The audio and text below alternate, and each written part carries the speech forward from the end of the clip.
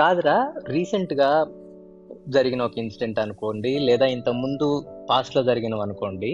కొన్ని ఇన్సిడెంట్స్ జరిగినప్పుడు దానికి స్ట్రాంగ్ గా ఒక యాక్ట్ జత చేసి సెన్సేషన్ కేస్ క్రియేట్ అయినప్పుడు జనాలందరూ ఒక హిస్టీరిక్ గా అయిపోయి క్విక్ డెసిషన్ కావాలి, దీనిలో ఇతందే తప్పు ఆర్ ఈమెదే తప్పు అని జడ్జిమెంటల్ అయిపోయి ఎందుకు ఇంతగా తీసుకొస్తున్నారు. ఒక ఒక సెన్సేషన్ ఏదన్నా అయితే ప్రతి ఒక్కడు ఒక స్టాండ్ తీసుకోవడం, బీట్ అబ్బాయి సైడ్ కానీ అమ్మాయి సైడ్ కానీ ఎవరైనా ఒక స్టాండ్ తీసుకోవడం, దాని గురించి మాట్లాడడం. అసలు బిహైండ్ ద సీన్స్ ఏంది రియాలిటీ, ఏం జరిగింది, ఈ యాక్ట్ దానికి అప్లికబులా కాదా, అసలు ఈ యాక్ట్ ఏంది అనే దాని గురించి సగం మందికి తెలుసో లేదో కూడా నాకు తెలియదు. నా పాయింట్ ఆఫ్ వ్యూ నాకు ఏమనిపిస్తుంది అంటే, చాలా ఇంపార్టెంట్ మ్యాటర్స్ ని కొంచెం హెసిటేషన్ తోనో సిగ్గుతోనో మనం పోక్సో లేదంటే ఇలాంటి చిన్న చిన్న పదంతో మాట్లాడడం కంటే కూడా దీన్ని ఒక ఫుల్ నేమ్ తో మాట్లాడినప్పుడు, అంటే protection of children from sexual offences act అనే దానిలోని మనకి చాలా మీనింగ్ అర్థమవుతుంది. ఈ పోక్సో అనేది మనకి ఇలాంటి న్యూస్ ద్వారా లేదంటే సోషల్ మీడియాలో జరిగే ప్రాపగాండా ద్వారా లేదంటే ఇలాంటి ఇన్సిడెంట్స్ ద్వారా తెలుస్తుంది తప్పితే అసలు చట్టం గురించి ఎప్పుడు తెలియాలి, ఎలాంటి వాళ్ళకి తెలియాలి అనే దాని గురించి ఒకసారి మాట్లాడతాను. మనకి 2012లో ఈ చట్టం ఇంప్లిమెంట్ అయింది, కానీ దీని గురించి చాలా మందికి తెలియదు. దీని ఇంకా క్లియర్ గా అర్థమయ్యేలా చెప్పడానికి ఒక చిన్న ఎగ్జాంపుల్ తీసుకుంటా. ఇప్పుడు నా హౌస్ లో గడపకి పెయింట్ వేసాను, అదే ఇంట్లో 10 మంది పిల్లలు ఆడుకుంటున్నారు. ఆ పిల్లలకి ఈ గడపకి పెయింట్ వేసాను అనే విషయం తెలియదు. అందులో ఎవరు వచ్చి ఆడుకుంటా ఆ వెట్ పెయింట్ ఉన్న ఆ గడపను టచ్ చేశారు. వాళ్ళు టచ్ చేశారు కాబట్టి అదంతా డిస్టర్బ్ అయింది కాబట్టి నేను వాళ్ళని కొట్టాను. ఈ హోల్ ప్రాసెస్ లో మిస్టేక్ ఎవరిది? టచ్ చేసిన పిల్లలదా, లేదంటే ఆ వెట్ పెయింట్ వేసాను అనే దానికి సంబంధించి ఒక అవేర్నెస్ క్రియేట్ చేయడానికి లేదంటే చెప్పడానికి ఒక చిన్న బోర్డు ఒక మెసేజ్ పెట్టడం నాదా? నా పాయింట్ ఆఫ్ వ్యూలో అక్కడ అవేర్నెస్ క్రియేట్ చేయడం అనేది చాలా ఇంపార్టెంట్ అని చెప్పి అనుకుంటాను. ఇక్కడ నేను పెయింట్ వేసినప్పుడు అక్కడ నేను వెట్ పెయింట్ ఉంది, ఎవరు టచ్ చేయొద్దు అనే విషయం తెలిసేలా ఒక మెసేజ్ పెట్టినప్పుడు పిల్లలు ఎవరు టచ్ చేయరు. అయినా సరే వాళ్ళు తప్పు చేస్తే కనుక అది క్రైమ్ గా లేదంటే అది మిస్టేక్ గా మనం చూడాలి. కానీ అసలు అవేర్నెస్ క్రియేట్ చేయకుండా, అసలు ఈ చట్టం ఉందనే తెలియకుండా కేవలం అది తెలిసి తెలియక చేసిన దాని మీద అది మిస్టేక్ గా ఐడెంటిఫై చేసి దాని మీద కేసు పెట్టడం అనేది రాంగ్. సో బేసిక్గా నేను చెప్పేది ఏంటంటే, ఒక చట్టం ఇంప్లిమెంట్ అవుతున్నప్పుడు ఆ చట్టం ఇంప్లిమెంటేషన్ ప్రాసెస్ లోనే అవేర్నెస్ క్రియేట్ చేయడం అనేది ఉండాలి. ఫర్ ఎగ్జాంపుల్ మనకి ఎప్పుడో ఎయిడ్స్ గురించి అవేర్నెస్ క్రియేట్ చేసే ప్రాసెస్ లో పులిరాజాకి ఎయిడ్స్ వస్తుంది అనే దానికి సంబంధించి ఒక క్యాంపెయిన్ చేశారు. అట్లానే మనకి చిన్నప్పుడు అంటే బుక్స్ మీద మనకి స్కూల్ డేస్ లో బుక్స్ మీద వెనక అవేర్నెస్ క్రియేట్ చేయడానికి కొన్ని స్లైడ్స్ పెట్టేవాళ్ళు. ఏది కుక్క అనేది కరిస్తే మనకి ఇలాంటి ట్రీట్మెంట్ తీసుకోండి, వెంటనే డాక్టర్ దగ్గరికి వెళ్ళండి, పలానా మెడిసిన్ తీసుకోండి అనేది. ఇప్పుడు ఈ పోక్సో చట్టం గురించి ఎవరికి అవేర్నెస్ లేదు. అసలు ఇది ఎక్కడ స్టార్ట్ అవ్వాలి? ఫర్ ఎగ్జాంపుల్ ఈ పిల్లలకి సంబంధించి కొన్ని చట్టాలు ఉన్నాయి 18 years లోపల. సో దీనికి సంబంధించిన అవేర్నెస్ ఎవరు క్రియేట్ చేయాలి? ఆ ఇంట్లో ఆ పిల్లల పేరెంట్స్ కానీ లేదంటే వాళ్ళు చదువుకుంటున్న స్కూల్లో కానీ. మన కార్పొరేట్ వాళ్ళు ఏం జరుగుతుంది, మనం కార్పొరేట్ కంపెనీలో జాయిన్ అయినప్పుడు మనకి ఆ కంపెనీలో ఉన్న పాలసీస్, మనకి అప్లికబుల్ అయ్యే పాలసీస్, మనం ఫాలో అవ్వాల్సిన టర్మ్స్ అండ్ కండిషన్స్ ప్రతి ఒక్కటి క్లియర్ గా మనకి ఇండక్షన్ ఇస్తూ ఉంటారు. ఇలాంటిది స్కూల్లో జాయిన్ అయిన పిల్లలకి ఇలాంటి ఇండక్షన్ ఏంటి, ఇలాంటి అవేర్నెస్ అనేది ఎందుకు క్రియేట్ చేయకూడదు? పేరెంట్స్ మాట్లాడడానికి హెసిటేట్ అవుతూ ఉంటారు. స్కూల్లో ఇలాంటి ఇది లేదు, మనకి ఎప్పుడు చూసినా మార్క్స్ కావాలి, ర్యాంకులు కావాలి, ఎక్కడికి వెళ్ళాలనేది ఉంటుంది. బట్ కానీ వీటి మీద అవేర్నెస్ ఉన్నప్పుడు ఈ 18 years లోపల పలానా చట్టాలు ఉన్నాయి, ఇవి మనకు అప్లికబుల్ అని పిల్లలకి అవేర్నెస్ ఉన్నప్పుడు వాళ్ళే టేక్ కేర్ చేస్తారు. తల్లిదండ్రులకే అవగాహన లేదు, పిల్లలకి తెలిసే ఛాన్సే లేదు. ఏదైనా కమిట్ అయితే కనుక దాన్ని బేస్ చేసుకుని కేసులు పెట్టడం, ఆ కేసులు బేస్ చేసుకుని ప్రాపగాండా జరగడం, దాని గురించి చాలా డిస్కషన్ జరగడం మీనింగ్లెస్ అనిపిస్తుంది. ఒక విషయం చెప్తా నేను, నువ్వు చెప్తున్నావు కదా ఒక అవేర్నెస్ క్రియేట్ చేయడము, పేరెంట్స్ టీచర్స్ అనేది దాని గురించి మాట్లాడితే, ఇప్పుడు బ్యాడ్ టచ్ అనే దాని గురించి ఒక స్టెప్ వెనక్కి వెళ్తే మన జనరేషన్ లో దాని గురించి మాట్లాడిన వాళ్ళు లేరు, చెప్పిన వాళ్ళు లేరు. చైల్డ్ అబ్యూస్ కేసులు 10లో 8 మందికి అదే జరిగేవి, అసలు ఏం తెలిసేది కాదు. ఇప్పుడు అట్లీస్ట్ చైల్డ్ అబ్యూస్ గురించి మాట్లాడుతున్నారు, చెప్తున్నారు, పిల్లలు తెలుసుకుంటున్నారు, ఒక అవేర్నెస్ వచ్చింది. ఇలాంటి స్టేజ్ నుంచి పోక్సో మీద అవేర్నెస్ క్రియేట్ చేసే స్టేజ్ దాకా వెళ్ళాలంటే ఇంకెన్ని సంవత్సరాలు పడుతుందో నాకు తెలియదు. మీ ఇద్దరు చెప్పిన పాయింట్స్ కి ఎక్స్టెన్షనే అవేర్నెస్ క్రియేట్ అవ్వాలి.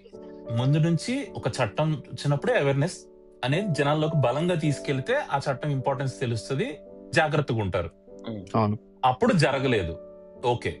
అట్లీస్ట్ ఇలా ఇష్యూస్ ఏదన్నా జరిగినప్పుడైనా అసలు ఈ చట్టం ఏంటి, ఎందుకు ఈ ఈ ఈ సిచ్యువేషన్ లో ఈ చట్టం ఇంప్లిమెంట్ అవుతోంది అనేదన్నా అవేర్నెస్ తీసుకొస్తే అవును. అప్పుడన్నా, అంటే ఇప్పుడు కూడా చట్టం బేస్డ్ గానే సోషల్ మీడియాలో గానీ మీడియా ఛానల్స్ లో గానీ డిస్కషన్స్ జరిగితే ఓకే, అట్లీస్ట్ ఇప్పుడన్నా అవేర్నెస్ వస్తుంది.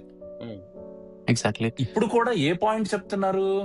అమ్మాయి మైనర్, అబ్బాయి మేజర్, ఆ అమ్మాయిని అబ్బాయి ఏదో ఇబ్బంది పెట్టాడు, అందువల్ల కేసు పెట్టారు. అవును. అంతవరకే. ఆ ఒక్క పాయింటే చెప్పి మిగతాదంతా దేని చుట్టూ తిప్పుతున్నారు డిస్కషన్ అంతా?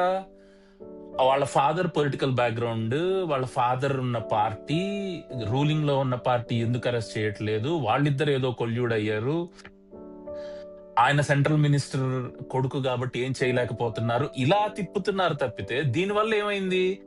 సోషల్ మీడియా గానీ మీడియా ఛానల్స్ గానీ ఆ నెరేటివ్ అంతా రెండుగా విడిపోయింది. అటు సపోర్ట్ అవును. చేసేవాళ్ళు అటు, ఇటు సపోర్ట్ చేసేవాళ్ళు ఇటు. ఇటు అంటే ఇటు సపోర్ట్ చేసేవాళ్ళు కూడా విక్టిమ్ మీద ప్రేమతో ఆ అమ్మాయికి ఏదో న్యాయం చేయాలని కాదు, అవును. అతని మీద కోపం, అంతే. అక్కడ హర్ట్ అవ్వాలి, ఇటు సేవ్ అవ్వాలని కాదు.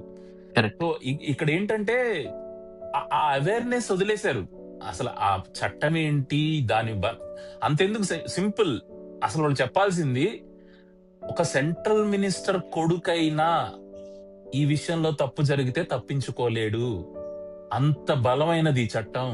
కాబట్టి అందరూ ఈ చట్టాన్ని తెలుసుకొని జాగ్రత్తగా ఉండండి. అవును. ఆ యాంగిల్లో చెప్తే ఓకే.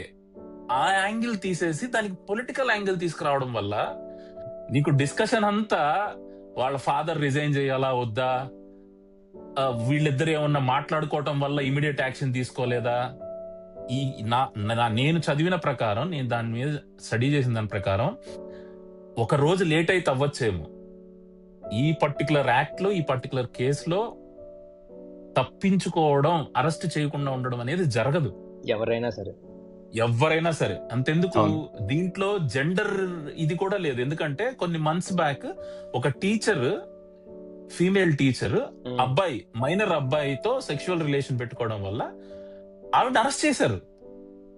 అప్పుడు ఎవరు మీడియా వాళ్ళు ఆవిడ అరెస్ట్ చేయాలని రాద్ధాంతం చేయలేదు, ఏం చేయలేదు, చేశారు. చెయ్యాలి, ఆ చట్టం అది. ఇంకా ఒకవేళ గవర్నమెంట్ ఇష్టంగా లేదు, పోలీస్ డిపార్ట్మెంట్ ఫేవర్ చేస్తుంది అంటే, ఈ రోజుల్లో కోర్టుకి వెళ్తే కోర్టు నానా తిట్లు తిడుతుంది పోలీసుల్ని. ఎన్ని కేసులు మనం చూడలేదు కోర్టు ఇది వల్ల యాక్షన్ తీసుకోవడం. అది ఇన్విటబుల్, జరుగుతుంది అంతే. అది ఇంకా దాంట్లో ఎవ్వరు మనం ఏం చేయాల్సిన అవసరం లేదు. కానీ నెరేటివ్ మార్చకూడదు. అవును. అసలు అంతెందుకు, ఈ పోక్సో దాని మీదే ఒక సినిమా వచ్చింది రీసెంట్ గా, కోర్ట్ అనే సినిమా వచ్చింది. అంటే ఎంటర్టైన్మెంట్ పరంగా, ఒక సినిమా పరంగా చెప్పినప్పుడు డాక్యుమెంటరీ లాగా తీయలేరు. ఎంతో కొంత దాని చుట్టూ ఒక ఎంటర్టైన్మెంట్ యాడ్ చేస్తారు, అంతా ఉంటది. కానీ నీకు సినిమా చూసి బయటకు వచ్చిన తర్వాత కొన్ని రోజుల తర్వాత మనం ఎవడన్నా అడిగితే, కోర్టు సినిమాలు నువ్వేం చూసావంటే వాడు పాట చెప్తాడు, కథలు ఎన్నో చెప్తారు. అదే వస్తున్నది ఇప్పుడు సగం వీడియో ఛానల్స్ కానీ ఆర్ యూట్యూబ్ ఛానల్స్ కానీ మాట్లాడే ఇన్ఫ్లుయర్స్ కానీ ఒక మాట దాని గురించి మాట్లాడడం, వెనకాల బ్యాక్గ్రౌండ్ ఈ సాంగ్ వేయడం తప్పితే, ఆ సినిమా చూసి తర్వాత కొన్ని రోజుల తర్వాత నీకు గుర్తుండే రెండే విషయాలు. శివాజీ అనే క్యారెక్టర్ అమ్మాయిల విషయంలో ఎలా ఉన్నాడు, ఆ పాట, ఈ రెండే. నన్ను అడిగితే యాక్చువల్ గా ఆ సినిమాలో అంతర్లీనంగా, మరి డైరెక్టర్ ఉద్దేశమో కదా, నాకు అర్థమైంది ఏంటంటే, ఈ పోక్సో అనే చట్టం ఒకటి ఉంది కాబట్టి, అవకాశం ఉంది కాబట్టి, మనకెవడి మీద కోపం ఉన్నా నచ్చకపోయినా వాడి మీద ఈ కేసు పెట్టి ఇరికించవచ్చు. బాటం లైన్ అదే కదా, ఆ సినిమాకి బాటం లైన్ అదే. ఇప్పుడు ఇదే పాయింట్ ఫుల్ లెంత్ మూవీ కాకుండా తమిళ్లో చిన్న బిట్ అన్నమాట, సేమ్ ఇదే కాన్సెప్ట్, పోక్సో కేసు. ఒక అమ్మాయి వాళ్ళ అమ్మ ఇద్దరు కలిసి చిన్న పాపని తీసుకెళ్లి కోర్టులో కేసు వేయిస్తారు. ఏమని అంటే, వాళ్ళ తాత తనతో మిస్బిహేవ్ చేశాడు అని. ఆయన పేరు మీద చాలా ఆస్తులు ఉంటాయి, కేసు వేయించి కాంపెన్సేషన్ గా డబ్బులు అడుగుతారు, ఆయన దగ్గర ఉన్న ప్రాపర్టీస్ మొత్తం మాకు రాసి ఇచ్చేయాలి అని చెప్పి కేసు పెట్టిస్తారు. చిన్న సీన్, 1 minute 2 minutes సీన్ అంతే. కోర్టులకు వెళ్ళిన తర్వాత జడ్జి కూర్చోబెట్టి పాపని ఒకటే ఒక క్వశ్చన్ అడుగుతాడు, ఏం జరిగింది నాన్న అంటే అప్పచెప్తుంటుంది.